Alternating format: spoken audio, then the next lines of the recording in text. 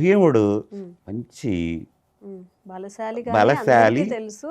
బలశాలి తినగలిగినవాడు చేయగలిగినవాడు చేయగలిగినవాడు తినగలిగినవాడు ఉమ్, ఆ అడవుల్లో ఆ మూలాదులు తింటూనే ఉమ్, ఆ ఏనుగులను పట్టుకోవటం ఆ చెట్లని పీకటం ఆ చెట్లని ఇసిరి కొట్టడం చేయటం పెద్ద పెద్ద చెట్లని పిడికిళ్ళతోటి పడేయడం ఏనుగుని పట్టుకొని గిరగిర తిప్పటం. అమ్మో.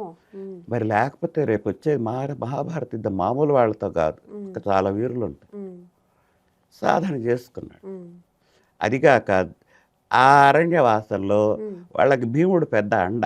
ఉమ్, వీళ్ళు నిద్రపోయినా ఎట్లా ఉన్నా కాస్త అండగా నిలబడగలిగినవాడు, ఏదైనా కష్టం వస్తే ఎమ్మటే ఉమ్, పరిగెత్తగలిగినవాడు, చేయగలిగినవాడు.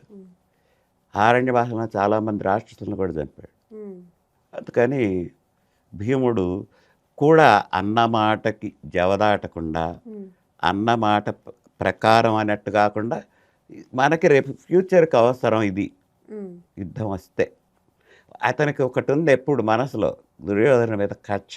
ఉమ్, ఆనాడు ద్రౌపదిని పిలిచాడు తన తోడ మీద, ఉమ్, అతనే చంపాలంటే నేను ఎప్పటి నుంచి చెప్పాను. ఉమ్, ఇప్పుడు ఉన్నది నాకు సరిపోతుందో చాలదో నాకు తెలియదు, ఉమ్, ఉంటే మంచిదేగా, అధికస్య ఫలం ఉమ్, అనుకొని ఆ దుర్యోధనుడు అంతటి వాడిని పడగొట్టాలంటే నాకు ఇంకా ఎన్నో విద్యలు తెలియాలి, ఉమ్, ఎంతో బలవంతుడిని కావాలి, ఉమ్, అంతటి కౌరవులను చంపాలంటే నాకు తేలికైన విషయం కాదు.